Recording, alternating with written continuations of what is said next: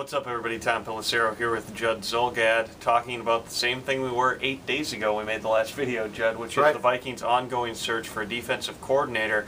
And at this point, there's a couple of things I think are readily apparent. Number one is Leslie Frazier is trying even harder than maybe we initially expected to save the Tampa-2 4-3 scheme. And secondly, Mike Singletary has to be the deepest of backup options, because if you've got a guy in the building and you're bringing in 7, 8 other people to interview for the job, you don't have a whole lot of faith in him getting it done. Well, since we last talked too, Fred Pagac reportedly has now been officially demoted, so the job is opened. What was interesting about the report about Pagac was he was offered his old position coach job back. That's linebackers coach. That's Singletary's job. Right. So something is at work here with Mike Singletary, but with all the names that we're now hearing, Alan Williams, defensive backs coach from the Colts, they tried to talk to Dan Hoke of the Chicago Bears and were denied, another Tampa-2 guy.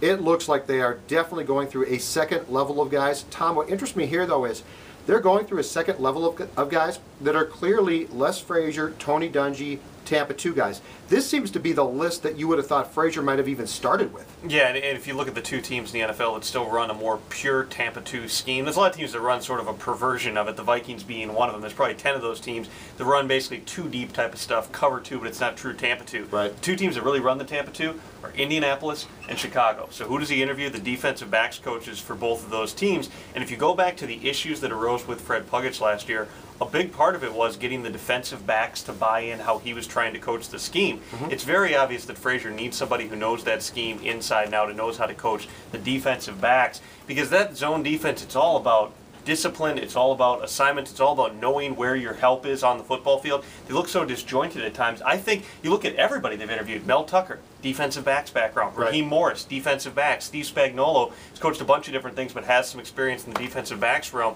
It sure seems as though he thinks that they need to fix the defense from the back forward. And the guy that becomes really important now, and we don't know where this job's going to go yet, defensive line coach. Because that person is going to be now, I would say, will have a bigger say in things than Carl Dunbar did, as far as handling the defensive line, as far as handling Brian Robinson, Jared Allen, Kevin Williams. This guy's going to come in, the defensive line coach, whoever that is, and have a lot of say over how that works, because you're right, they are definitely going now from the back forward. Your defensive coordinator, all of a sudden, his expertise is going to be in the defensive backfield. So now the defensive line coach is going to be an integral part of your staff next year. There's no question in my mind about that one. And I've been told within the building the expectation is Dyron Reynolds, who is a Frazier guy. That's going to be the person who takes over the defensive line. But they interviewed Joe Cullen the same day they interviewed Mel Tucker. So it's anything but certain at this point. The one thing we do know is, as of yesterday, Fred Pagac, Joe Woods, Mike Singletary, all were still inside Winter Park. I've been told Fred Pagac isn't in the defensive coordinator's office anymore, but he's still around. Which is a different office.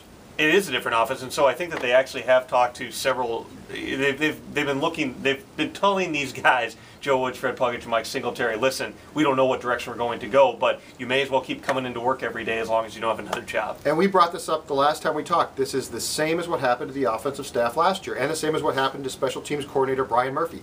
The Vikings have shown the last 2 years now a propensity to allow people to twist in the wind. So just because those people are in Winter Park right now does not mean they're guaranteed of anything. I would think Joe Woods might be safe, the defensive backs coach, only if you hire a defensive coordinator who is an expert in the defensive backfield, he might have his own guy. The interesting dynamic, and I brought this name up before, is Tony Dungy. How much is Frazier calling Dungy now to consult with him on things? Because we know they're very close, and you do look at these guys that Leslie's talking to now, and they are all Dungy guys. Yeah. They're guys that Dungy knows well. I think there's no doubt in my mind at this point that Dungy is, from the outside, having input on how this job search is going as far as trying to find the defensive coordinator. And we haven't even really dove into the main thing here, which is who wants this job? Who is willing to actually take the job? And it's not because they don't want to work with Frazier, they think the Vikings are a bad organization or anything like that. It's a matter of security. And if you go into a situation where you've got a coach entering the second year of a 3-year deal, when you have a newly promoted general manager, you've got to be skittish about it.